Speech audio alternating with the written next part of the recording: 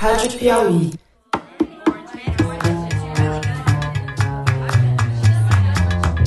Seja bem-vindo à Rádio Piauí.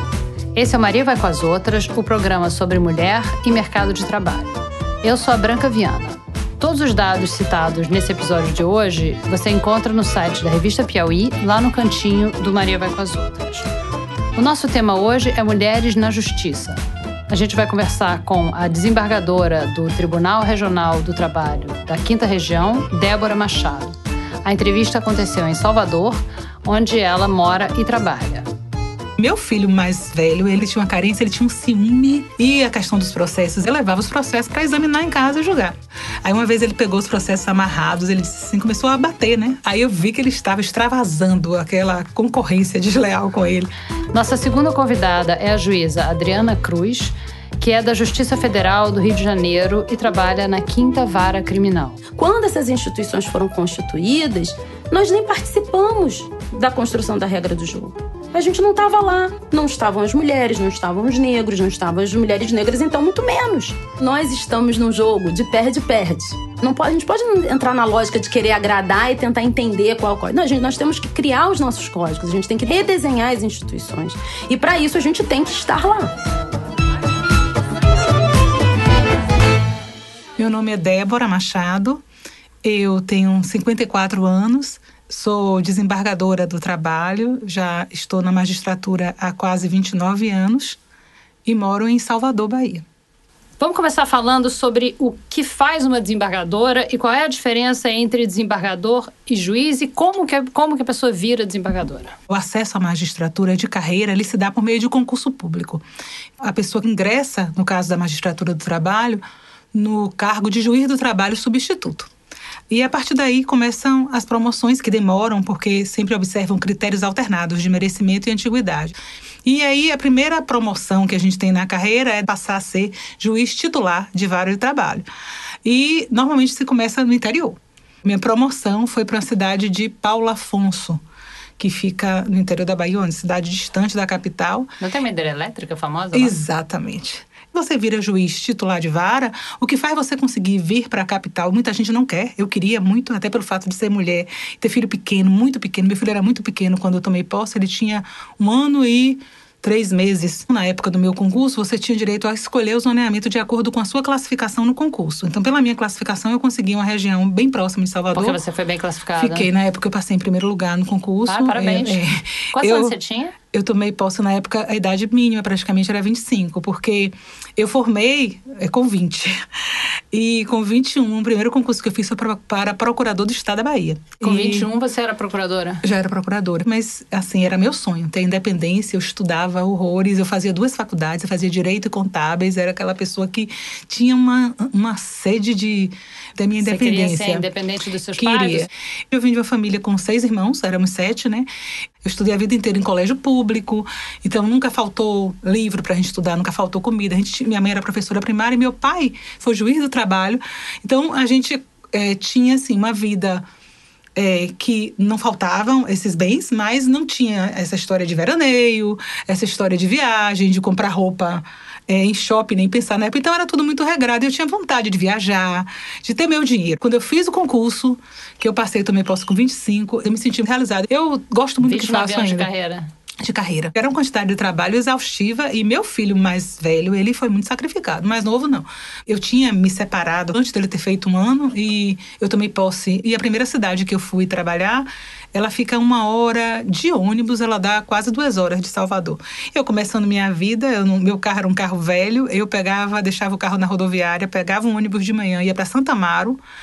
E as questões muito complexas, porque envolve a região da refinaria, muitos processos de petroleiros, muitas questões assim, específicas com uma matéria jurídica que exigia um conhecimento mais profundo, um estudo mais profundo.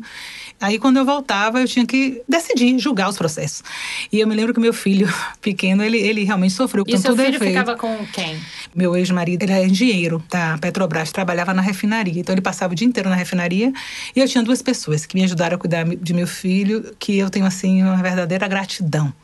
Minha mãe tinha problemas de saúde, minha ex-sogra morava fora de Salvador e também eu me separei cedo. Então, meu ex-marido era um pai muito bom, mas ele trabalhava o dia inteiro. Então, o meu filho mais velho, ele tinha uma carência, ele tinha um ciúme horrível dos meus processos de meus amigos. E como ele gostava muito de animais, ele falava assim, tudo ele ameaçava com o bicho. Ele dizia que ia criar um lobo feroz para poder, quando alguém chegasse lá para me buscar, eu não poder sair. E a questão dos processos, eles vinham amarrados com a capa de plástico, porque eram 14, 15, 16 volumes. Eu levava os processos para examinar em casa e julgar. Aí uma vez ele pegou os processos amarrados, ele disse assim, começou a bater, né? Dar um murro assim. Aí eu vi que ele estava extravasando aquela concorrência desleal com ele. Aí eu fazia, vá, meu filho, faça isso. E ele, engraçado, ele hoje é médico, foi para outra profissão. Meu outro filho faz medicina. Eu fiquei um pouco com remorso, não vou negar, não. E você tem ideia de se ele reclamava do pai também ou era de você? Não, a questão era mais comigo. E o pai dele, quando podia, se acontecesse alguma viagem, dava todo apoio. Mas o esteio mesmo era as pessoas que trabalhavam comigo. Mas, olha, eu sofri, viu? Não vou mentir, não, viu? Era um sentimento de culpa que às vezes chegava por várias razões, né? A culpa da separação, a culpa de não estar tão presente. Meu Deus, o que é que eu tô fazendo com meu filho? Agora, não é fácil para a mulher assumir um trabalho assim, sendo mãe também, arcando, porque eu sempre me virei. A verdade é essa. Eu agora, quando tomei posse como vice-presidente do tribunal, na hora que eu fui falar, né, agradecer a minha família, eu coloquei isso, porque não são poucas as vezes que meu atual marido, eu levo o notebook quando eu não aguento mais ficar sentada. Eu vou para a cama, coloco nas pernas e ele não só não reclama, como ainda me admira. Eu acho isso uma coisa muito bacana, sabe?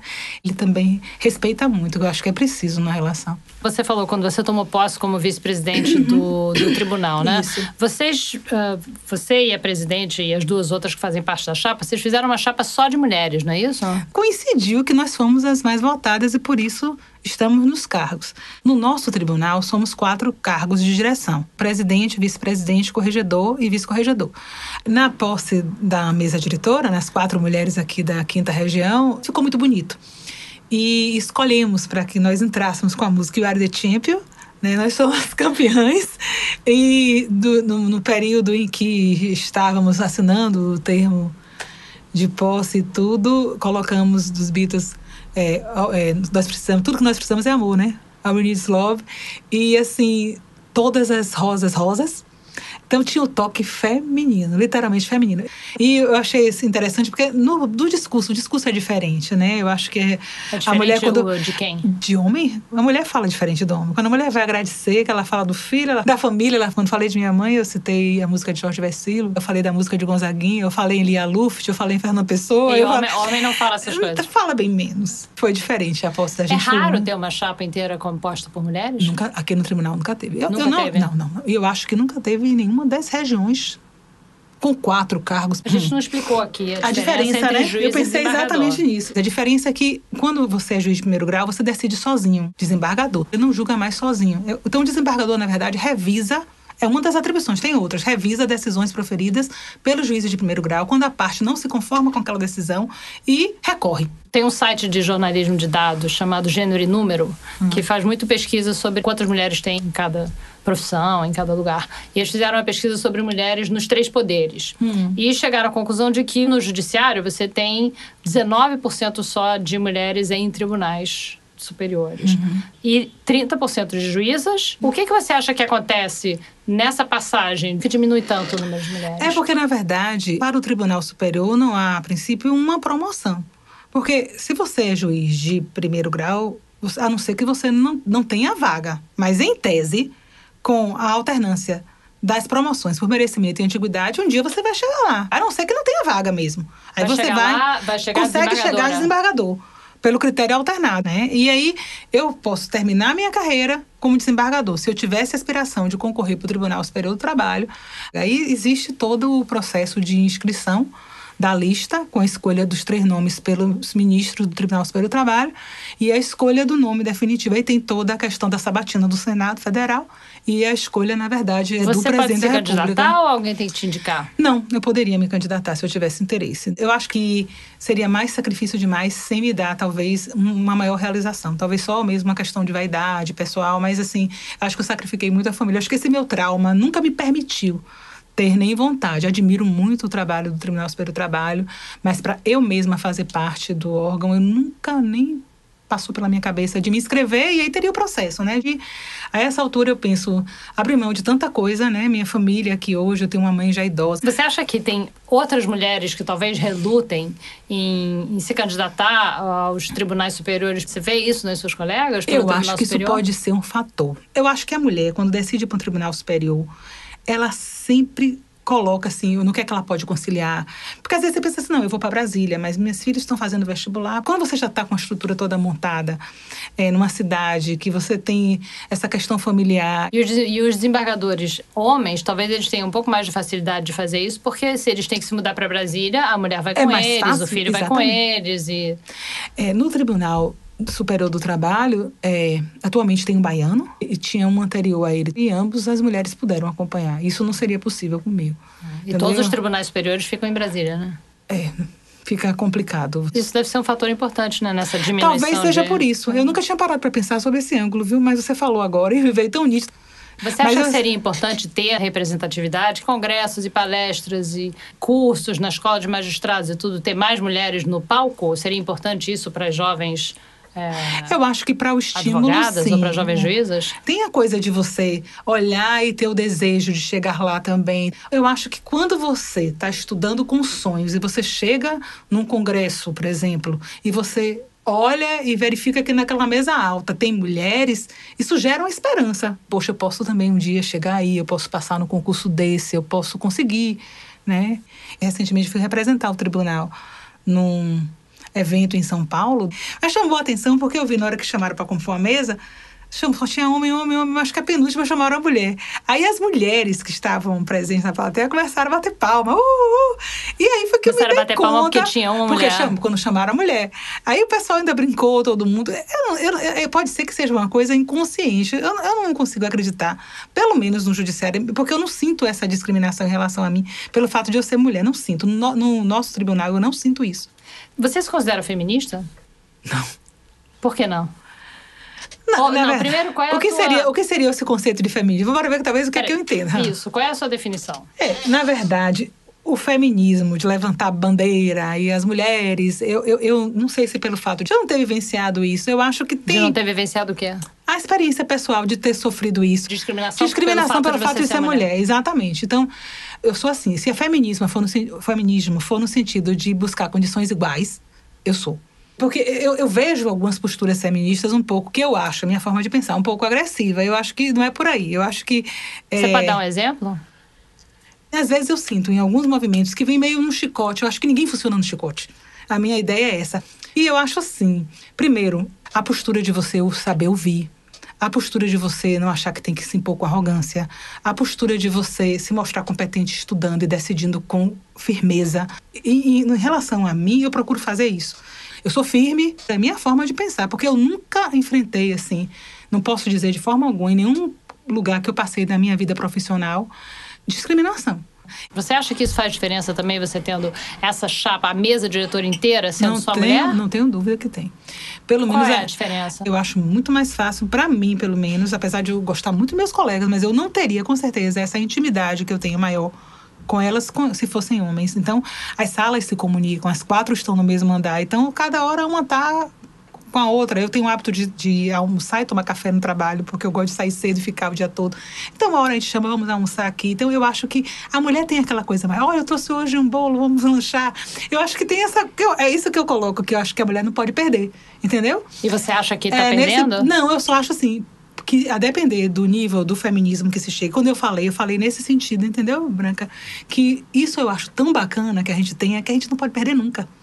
Então, o homem tem que ser diferente mesmo, porque isso é lindo da gente. Você acha que você, como mulher num cargo importante como o seu, você tem que se provar mais do que os seus colegas homens? Eu acho que... Você agora me colocou na situação... Não, eu acho que representar um tribunal, a depender da situação, eu tenho um pouco mais de dificuldade. Eu me sinto meio deslocada, às vezes. Se eu tiver qualquer tipo de situação que eu tenho que falar para milhares de pessoas e for um argumento técnico, jurídico, eu consigo estudar, eu vou para aquilo, eu vou segura e nada me deixa, naquele momento, titubear. Mas quando é algo que vai além do técnico, do jurídico... E que é o quê? Que tipo de situação? Vou dar um exemplo pessoal. Se eu for num evento representando o tribunal e chegar nesse evento for de vários presidentes de tribunais que for, tiver muito mais homem do que mulher, eu me sinto super constrangida de participar. Eu prefiro ir, entendeu? É nesse sentido, eu não fico à vontade de jeito nenhum. Eu acho que às vezes o assunto do homem foge um pouco daquele assunto que eu gostaria de falar. Você meio que sente que aquele lugar não é o seu? Eu sinto, ainda sinto. Com tudo isso que eu coloquei, agora eu fui pega, tá vendo? Eu sinto que o lugar não é o meu. Exatamente. Você foi, pra mim, é uma dificuldade. Agora, eu acho que isso tá muito mais comigo, talvez pelo fato da cultura nossa me ter colocado, ainda do que no meu inconsciente, que isso existe. Porque não é que ninguém faça nada comigo. Você chega assim, como tem mais homem, as mulheres estão acompanhando, e é difícil um marido acompanhar uma mulher, normalmente eu vou só. Se você tivesse mais mulheres na mesma posição hierárquica que você acha que você se sentiria mais à vontade? Eu acho que a mulher é mais fácil puxar o assunto. Eu acho. Não que você vai criar amizade, mas que você se sinta pelo menos mais à vontade, que eu não me sinto, né? Bom, muito obrigada. Eu agradeço também, Branca. Vamos agora à nossa segunda convidada.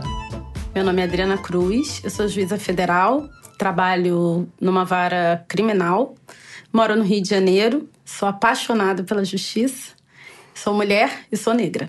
Você é da 5ª Vara Criminal do Rio, né? Isso, federal. Então você pode explicar pra gente o que é a vara onde você trabalha, onde você é juíza federal, que tipo de processo vocês julgam lá? Bom, a Justiça Federal, ela trata de todos os processos que envolvem interesses da União. E, no caso especificamente da minha vara, ela é uma das 4 varas que é especializada em crimes contra o sistema financeiro e lavagem de dinheiro. E nós lidamos também com crimes que envolvam transnacionalidade, que o Brasil tenha por obrigação combater, como, por exemplo, o tráfico internacional de drogas, crimes envolvendo pornografia, né, crimes previstos no Estatuto da Criança e do Adolescente, cometidos pela internet. Você vem de uma família de advogados ou de juízes? Meu pai é advogado, ele trabalhou no BNDES uma época, depois na Vale do Rio Doce, antes dela ser privatizada. Hoje ele já é aposentado. Minha mãe era professora primária, depois eu já nascida, ela se formou em serviço social, então ela completou o 3º grau quando eu já era nascida. Você sempre quis ser juíza? Bom, quando eu entrei na faculdade de Direito, eu já entrei querendo ser juíza federal. Por que federal? A Justiça Federal traz, assim, na minha percepção, alguns desafios em termos de reflexões de direito, que eu acho muito interessantes, né? Eu vi que tem pouquíssimas juízas mulheres negras no Brasil, que o número é uma coisa irrisória. Sim. 100 ou menos de 100, uma coisa assim, é isso? Eu fiz uma conta por alto. Em 2013, o CNJ fez um primeiro censo, né, do judiciário. O CNJ é o Conselho Nacional de Justiça. O número que nós temos hoje é de que nós teríamos, no universo de mulheres magistradas no Brasil, em torno de 84% seriam brancas, né, o restante pretas e pardas, e efetivamente autodeclaradas pretas seríamos 1,5%. Se a gente for pegar esse número pelo número de magistrados, em 2013 nós éramos em torno de 17.080 magistrados, mais ou menos, a gente bateria aí um número de 89 mulheres negras, isso, juízas federal, do Oiapoque ao Chuí, todas as varas, federal, estadual, do trabalho, em todos os graus de jurisdição, juízas, desembargadoras. Quer dizer que não chega a 100, então? Não chegamos a 100. A gente visualmente identifica nos encontros e nos espaços, porque a gente praticamente se conhece pelo nome, né? Mulheres um número muito já são poucas, né? Nós somos em torno de 35%, conforme o relatório para o Brasil inteiro. Na Justiça Federal, especificamente, nós somos menos ainda. Esse mesmo levantamento que eu vi dizia também que nos tribunais superiores é menos mulher ainda, não chega a 20%. Você consegue identificar por que isso acontece? Então, no setor privado se fala muito da questão do teto de vidro, né? Um acesso que seria, em tese, igualitário para todos, mas haveria um teto de vidro que as mulheres encontram para ascender. E me parece que no serviço público, quando a gente olha os números, a gente vai ver que esse teto de vidro ele também vai estar presente. Nós temos a imensa maioria de mulheres ingressando nas faculdades, inscritas na OAB, salvo engano, elas hoje já são mais do que 50%. Já é maioria. Elas já são maioria, né? E sempre se busca desqualificar essa disparidade com a noção de que a mulher entrou mais tardiamente no mercado de trabalho e que seria uma questão de tempo nós chegarmos até lá. Só que eu acho que os números vêm mostrando que a gente não está caminhando na celeridade que esse avanço inexorável do tempo apontaria. Quais são os gargalos, na tua opinião? Eu acho que não existe um fator exclusivo, né? Especificamente no caso da Justiça Federal, em que a gente tem uma mobilidade no território muito grande. O que né? quer dizer? Ou seja, a Justiça Federal é dividida em 5 regiões. Aqui no Rio de Janeiro, nós estamos na 2ª região, que abrange os estados de Rio de Janeiro e Espírito Santo. Para você avançar e se movimentar na carreira, você precisa se movimentar de alguma maneira, espacialmente.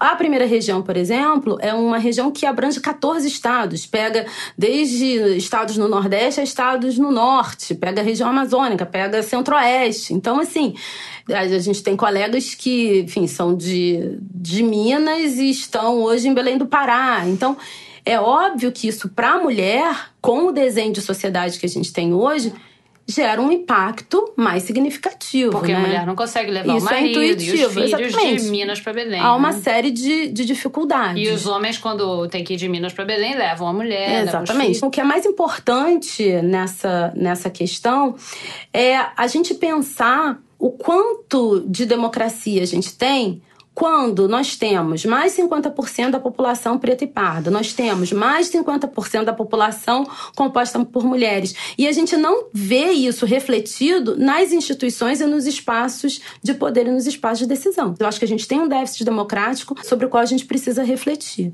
Né? E você, então, sempre se movimentou, desde a época da faculdade, num ambiente não só muito masculino, né? Mas muito branco também, né? Sim. E como é que foi isso? Como é que você lidava com isso? Ou foi tranquilo pra você? Olha, eu acho que toda criança negra, nas democracias em que a gente necessariamente tem que conviver, nos espaços em que há uma hegemonia branca, a gente é ensinado muito do berço a lidar com a realidade do racismo. E os nossos pais, eles precisam nos preparar para conviver nesse mundo, né? E como é que é? Para que a gente possa... Preparam dentro daquela lógica que é muito cruel, né? De que você precisa sempre ser mais certo do que todo mundo, você tem que sempre ser melhor, você tem que ser mais preparado, o que é uma lógica extremamente perversa, na minha percepção. Mas, obviamente, né, os nossos pais querem o melhor pra gente e são as ferramentas que eles precisam nos dar para que a gente possa funcionar nesse mundo. Por exemplo, lá em casa nós somos 4 irmãos, né? Somos 3 mulheres e um homem. E o meu pai, ele sempre disse pro meu irmão que ele não podia correr na rua. A única vez que meu irmão foi tentar pegar um ônibus, ele foi pegar o ônibus estava parado um pouco adiante no ponto, ele deu uma corridinha e ele ouviu alguém gritando, pega ladrão, de brincadeira. Né? Então, assim, o estar na rua, o estar no espaço público, a experiência de estar no espaço público para quem é negro é muito diferente. E para mim, uma das coisas mais doloridas, assim, dos últimos tempos foi... Meu sobrinho fez 18 anos. E eu e meu irmão sentamos para conversar com ele, para ter a conversa com ele, porque a gente tem que ter a conversa, né? Toda família tem a conversa com seu jovem, com seu adolescente, para dizer a ele, olha, você agora fez 18 anos, você precisa ter muito cuidado, né? Enquanto eu vejo as minhas amigas brancas muito preocupadas com a violência de forma absolutamente legítima, né? Nós temos uma preocupação muito grande com a violência que é praticada pelos bandidos, mas nós temos uma preocupação dupla, porque a gente tem a preocupação com os bandidos e a gente tem a preocupação dele não ser confundido. Então são maneiras que você e o seu irmão têm que ensinar para ele. Exatamente. Então a gente sentamos para conversar com ele e tal. E ele dizia assim para mim, mas tia... Eu dizia pra ele, olha, não pode andar na rua de chinelo, não pode ir pra praia sem camisa, não pode... mas não pode. E ele dizia assim pra mim, mas eu sou um cidadão, eu tenho os meus direitos, eu não estou fazendo nada de errado. Então como é que eu, juíza, vou dizer pro meu sobrinho que, apesar dele ter os direitos dele ser um cidadão, dele ter todo o direito, se ele quiser, de ir pra praia sem camisa, que ele não pode, né? Mas eu tenho que dizer porque eu não vou arriscar, eu não vou pagar pra ver. Eu não vou fazer proselitismo, nem vou hastear a bandeira com a vida dele. Né? Eu quero preservar a vida dele. E eu acho que nós, como sociedade, deveríamos refletir como nós permitimos e aceitamos que as pessoas sejam tratadas de maneira tão díspare no mesmo espaço. E eu acho que é muito importante, e é cada vez mais importante, que as pessoas negras estejam nos espaços de poder para que aqueles que são brancos possam vivenciar na convivência com quem tem essas experiências diárias, o que é ser negro no Brasil. Porque as pessoas não têm noção do que é. Elas não sabem o que é. É um estar no mundo muito diferente. A gente entrevistou aqui uma moça que tem uma pequena empresa de construção civil, que é negra também, e naturalmente só tem homem na área em que ela trabalha, e ela contou que muitas vezes acontece com ela, quando ela vai captar um cliente, o cliente, em vez de falar com ela, fala com o assessor dela, o secretário dela, o homem, seja lá quem for o homem branco que tiver com ela. Isso acontece com você também? Ah, sim, eu trabalhei numa vara no interior, que a disposição da sala de audiência, ela não tinha aquele tablado, nada disso. Então, o tablado onde fica a onde mesa fica o do juiz. A mesa do juiz. As mesas eram arrumadas em U, né? E a pessoa que ia depor, uma testemunha ou, enfim, quem fosse depor, ela ficava no meio desse U, né? Eu ficava, assim, digamos, no vértice, os advogados, né, cada um num braço do U. E a pessoa no meio. E a gente já deixava, porque as audiências são gravadas, a gente já deixava a câmera na posição certinha pra pessoa ser filmada e tal. A pessoa sentava, a cadeira virada pra mim, as pessoas se viravam pro advogado, elas se viravam pro procurador e começavam a falar com ele. Por que você tá falando com ele? Você tem que falar comigo. É muito difícil para as pessoas, aquilo a imagem não casa com aquilo que ela espera ver. E assim, eu fui fazer mestrado, fiz um mestrado na PUC, terminei meu doutorado recentemente na UERJ, e embora eu tenha sido muito bem acolhida pela comunidade acadêmica, pelos meus professores, a UERJ foi o espaço em que, pela primeira vez, assim, eu efetivamente tive a sensação de pertencimento. Acho que a política de cotas da UERJ, ela trouxe para mim um sentimento de acolhimento que eu nunca tinha sentido em outro lugar. Eu fiz faculdade já há mudos anos na UFRJ, nem se falava em política de cotas na época, né? Era todo mundo branco na sua turma? Né, 99% da turma era branca. Na PUC, a mesma coisa. E quando eu cheguei na UERJ, assim, é engraçado que as pessoas sempre falam da política de cotas, óbvio que é o mais relevante, sob a perspectiva daquele aluno que vai, né, ingressar e que vai... Mas eu, como, entre aspas, não usuária, não beneficiária direta da política, eu me sinto muito beneficiária da política. Porque a convivência num espaço em que eu me sinto integrada e que eu vejo efetiva diversidade, assim, o sentimento de pertencimento, é algo que eu nunca tive em nenhum espaço público que eu frequentei. São espaços em que você está a todo momento vivenciando a noção de que aquele lugar não é pra você. E você tem que estar sempre reafirmando, não, esse lugar é sim pra mim, esse lugar é sim pra mim. Porque tudo ali é construído pra dizer que aquele lugar não é pra você. Eu li um artigo numa revista americana chamada The Atlantic, de uma advogada e professora de direito americana, falando sobre a diferença entre você ser advogada e advogado. Em tribunal de júri, principalmente, porque lá nos Estados Unidos tudo tem júri, né? Então, ela conta coisas que eu quero saber se isso acontece no Brasil com as advogadas e com as juízas. Ela diz que as mulheres nos tribunais são julgadas pelos juízes e pelos jurados também por absolutamente tudo. Por exemplo, a altura do salto, o penteado, o tom de voz. Então, os advogados homens, eles são considerados melhores advogados se eles forem muito assertivos e forem questionar a testemunha de uma maneira agressiva, chegar inclusive fisicamente perto da testemunha. Isso é uma coisa considerada ótima. E se uma mulher fizer isso, a chance dela perder o caso é enorme. Porque os jurados acham que ela é agressiva e acham que ela é uma pessoa horrorosa e desagradável. E os juízes reclamam de roupa, reclamam de cabelo, reclamam de maquiagem, que você tá maquiada demais, ou tá maquiada de menos, ou tá com decote, ou tira um casaco. Tem uma história de uma moça que tirou o blazer antes de começar o julgamento, e o juiz, na frente de todo mundo, virou pra ela fazendo, tá fazendo striptease aqui no meu tribunal? E ela tava de camisa embaixo do blazer, naturalmente, né? E isso acontece aqui? Acontece aqui. Acontece aqui. Você tem exemplo? Bom, essa situação mesmo da camisa aconteceu recentemente com uma advogada que estava sustentando num tribunal que ela foi retirar, enfim, o blazer, e um dos magistrados que estava no julgamento fez uma censura pela roupa dela, né? Isso saiu no jornal, enfim, foi uma coisa que teve bastante repercussão. E eu vou dar um exemplo que é público, assim, basta ver as perguntas que são feitas para as ministras nas sabatinas no Senado, por ocasião das suas nomeações, né? Então, observações sobre a beleza, sobre a roupa. Ninguém faz observação sobre a beleza de um ministro, de alguém, de um indicado ao Supremo Tribunal Federal. O senhor é um advogado, então, é muito bonito, sua gravata é muito linda. Uma vez eu estava numa discussão com um colega e eu sou muito assertiva, né? Quando eu nas discussões acaloradas, e lá pras tantas ele vira-se pra mim e diz: por isso que vocês juízes não casam. Então, assim, se você é muito assertiva, se você é muito... A noção é de que você é uma mulher que não se encaixa naquele desenho de docilidade que é esperado num modelo de mulher que foi idealizado. E por outro lado, se você é dócil, exatamente, você perde. Exatamente. Então, assim, na verdade, a conclusão que eu cheguei já há algum tempo é que nós estamos num jogo de perde-perde. Não há como a gente ganhar se a gente tentar entrar nessa lógica. Eu acho que esse é o pulo do gato, né? A gente não pode tentar entrar nesse jogo.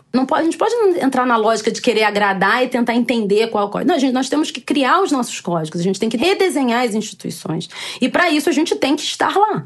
A gente tem que ocupar esses espaços. Porque se você tem filhos e você se dedica à carreira, aí é porque você é uma mãe desnaturada que só se dedica à carreira. Se você vai para casa, é porque você é uma mulher que é encostada e só quer depender do marido. Se você não tem filho, é porque você é uma mulher egoísta que não quer ter filho. Então, assim, não tem como a gente ganhar. Não tem. Entendeu? Porque o jogo não foi desenhado por nós, né? Quando essas instituições foram constituídas, nós nem participamos da construção da regra do jogo.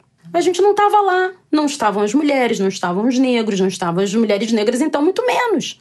Então, como que a gente vai ganhar um jogo em que as regras foram desenhadas sem a nossa participação? E ainda dentro dessa questão, né, dessa coisa da gente não ter como ganhar e tal, eu me recordo que uma vez também eu estava num espaço relativamente informal, mas era com juízes e tal, e aí um determinado colega chega para mim e diz assim: Adriana, você precisa se casar e ter filhos, porque você sabe que a mulher fica ginecologicamente obsoleta. Então, então para você ter a noção das coisas que a gente escuta, né, das coisas que a gente precisa ouvir. Ginecologicamente obsoleta? Ginecologicamente isso é um obsoleta. termo que a pessoa acha que existe? O que você diz quando a pessoa diz uma coisa dessas? Esse também é um caminho difícil, né? Porque a gente precisa encontrar a sintonia fina. Há momentos que você vai pro embate, há momentos que você, infelizmente, precisa calar, né? Então, é preciso ter muita sabedoria. A gente busca, né, ter essa sabedoria, trocando com as colegas, trocando com os amigos, trocando com a família, com o apoio da família, em cada passo do caminho. E o que muitas pessoas não entendem é que isso também consome uma quantidade imensa de energia que você poderia estar aportando em outras coisas. No seu mestrado, você fez pesquisa sobre a discriminação contra os afrodescendentes no Brasil e os efeitos que isso tem na democracia, né? E se eu não estou enganada, isso foi em 2010, né, que você completou. Então, você viu alguma mudança de lá para cá? Ou para melhor, ou para pior? Na minha pesquisa, o que eu fui analisar foi como especificamente as decisões dos tribunais regionais federais tratavam a questão racial, né? E a hipótese que eu levantei é que quando o afrodescendente vai buscar a proteção do judiciário, ele não encontra, você tem aí um déficit democrático que precisa ser pensado, porque não só um direito ele pode ser concedido, mas às vezes a forma como ele é concedido como também. Assim? Um exemplo bastante, infelizmente, não incomum, né? Crimes sexuais. Um juiz que pode até reconhecer naquela situação que não há provas suficientes para condenar um determinado réu. Mas ele pode dizer isso dizendo que não tem provas naquele caso concreto, ou ele pode dizer isso legitimando determinadas práticas ou culpabilizando a vítima. Então, a forma como você fundamenta uma decisão muitas vezes é tão ou mais relevante quanto o resultado em si daquela decisão. Deixa eu ver se eu entendi. No caso, uma mulher afrodescendente vai ao tribunal porque foi estuprada.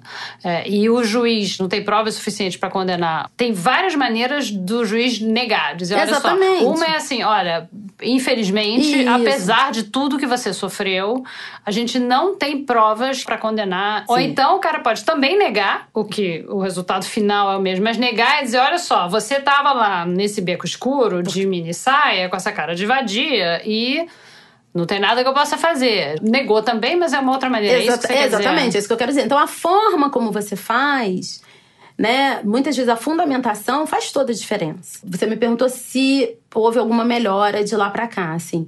Eu acho que em termos de resposta do judiciário, eu não vejo a melhora na velocidade que eu gostaria. Você acha que você sofre mais discriminação dentro dos tribunais ou fora? Acho que fora, né? Porque os símbolos de poder, em alguma medida, fazem uma certa blindagem. Você diz o quê? O fato de você ser juíza? Não, digo o fato de ser juíza, né? E quando você tá transitando naqueles espaços com aquele crachá, né? Você tem uma certa proteção. Quando você tá ali misturada na multidão, você é só uma mulher negra. Quer dizer, só uma mulher negra. Dentro dessa perspectiva de que você não é merecedora de respeito como todos os cidadãos. A questão não é você ser separado em blitz, né? É você ser separado quando não tem blitz, né? Você simplesmente ser abordado porque você está transitando. A experiência de estar no espaço público é diferente. Então, outro dia eu estava com meu irmão e a minha cunhada, a gente vinha passando e aí a gente é abordado... De carro. De carro, né? Eu estava dirigindo e a polícia nos parou. A gente simplesmente estava transitando no Jardim Botânico, 3 horas da tarde, um dia de sol, um feriado, né? E a polícia nos parou e nos abordou, mandando a gente descer do carro com a arma na cara e tal. Então, assim, é uma abordagem extremamente agressiva e eu tava transitando, né? Então, é muito difícil, né, você lidar com essas situações. Ao longo da tua carreira, você foi desincentivada a... Olha, assim que eu me formei, eu acho que eu tive muita sorte, assim, fui muito abençoada sobre esse aspecto, porque eu me formei e 6, 7 meses depois eu já estava aprovada num concurso. Eu fui aprovada para a Procuradoria do Banco Central. Fui procuradora do Banco Central antes de ser juíza. Eu vou te interromper só um minutinho, porque isso não é sorte, não. Não é sorte. Tem estudos que mostram que as mulheres tendem a atribuir o próprio sucesso à sorte. E os homens tendem a atribuir o próprio sucesso ao talento. É verdade, você tem toda a razão. E a gente vê muito isso aqui. Você tem toda a razão. Das entrevistadas que são pessoas incríveis, que conseguiram fazer tudo que queriam na vida. Eles, não, mas eu tive muita sorte, eu tive muita ajuda, dão crédito às pessoas que ajudaram. Então, isso não é sorte, não. A pessoa ser aprovada num concurso 7 meses depois de Não, você tem toda a razão. Nunca mais na vida eu vou repetir essa frase. Enfim, fui aprovada no concurso do Banco Central em 7 meses, mais ou menos, depois de ter me formado. E eu me lembro que quando eu me inscrevi para o concurso do Banco Central, na época, as inscrições eram regionais. Eu nasci aqui no Rio, meus pais moram aqui no Rio desde criança, mas a minha família é de Salvador. E aí eu me inscrevi para as vagas lá de Salvador. Queria morar lá um tempo. E eram 3 vagas lá. E aí eu me lembro que uma amiga chegou para mim e disse assim, mas você vai fazer esse concurso? Você não vai passar? Eu falei, mas eu vou passar, eu vou lá, vou fazer inscrição, quem sabe, né? Que seja, eu vou fazer, né?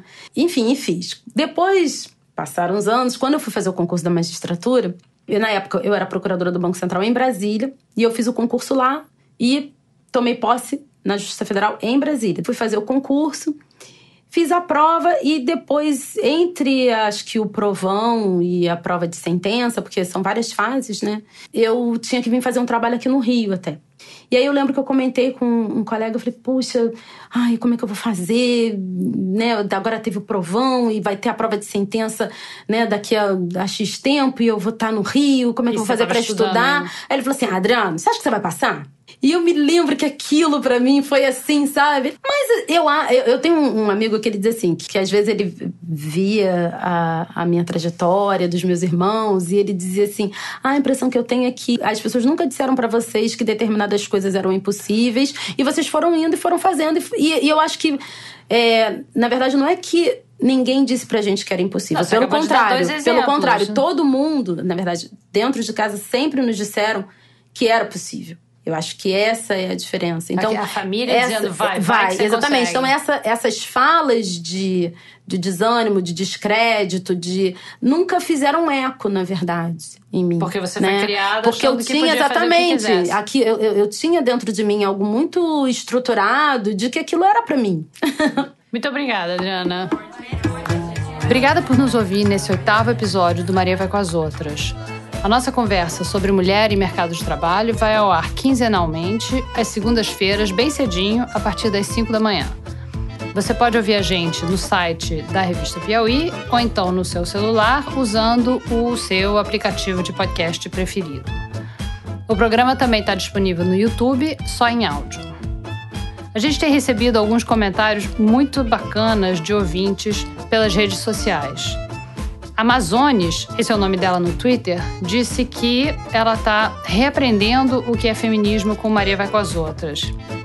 E Amazones, eu fiquei muito curiosa para saber o que você quer dizer com isso. Explica pra gente por que você diz que você está reaprendendo. Como foi que você aprendeu da primeira vez e o que é diferente agora? Escreve pra gente. Você pode usar o hashtag Maria Vai com as Outras nas redes sociais, ou você pode mandar um e-mail para mariavaicoasotras@revistapiauí.com.br. O Thiago Melo nos escreveu um e-mail muito interessante. Ele disse que ouve Maria Vai com as Outras às segundas-feiras no aeroporto, esperando a ponte aérea. E ele disse que ele se deu conta de uma coisa que poderia ser tema para um episódio. Eu vou ler um pedacinho do e-mail dele aqui. Agora é ele falando, Thiago Melo. Há tempos tenho percebido a diferença de tratamento por parte dos passageiros com atendentes do sexo feminino, particularmente quando existe um problema relacionado ao voo. Se é um atendente homem, o nível de paciência e compreensão dos passageiros é infinitamente maior do que com mulheres, contra quem já testemunhei ataques verbais que resultaram até mesmo em atuação da Polícia Federal. É um show de horrores. Como homem branco, heterossexual e de classe privilegiada, logo não vítima de qualquer tipo de discriminação, fico pensando como eu deveria me portar ao testemunhar esse tipo de agressão. A responsabilidade pelo fim da violência contra a mulher passa fatalmente pelo homem, o agressor, mas esse é um tema que eu raramente vejo tratado com maior profundidade. Esse comentário é um comentário muito difícil, porque o Thiago tem toda a razão, o fim da violência contra a mulher passa fatalmente pelo homem, o agressor, e também pelas pessoas que estão em volta. A violência contra a mulher, ela depende, ela conta com a conivência dos que estão em volta. Um outro ouvinte que nos escreveu foi o Anderson Ribeiro, que disse que acorda todo dia às 4 da manhã e ouve Maria Vai com as Outras no metrô, no fone de ouvido, e que o programa faz com que ele fique observando cada mulher que está no transporte público junto com ele e imaginando a história de vida, de mercado de trabalho e de família de cada uma. E a Jusilene, de São Paulo, disse que ouve o Maria fazendo faxina e disse que acha curioso como a maioria das nossas entrevistadas hesitam em se dizer feministas.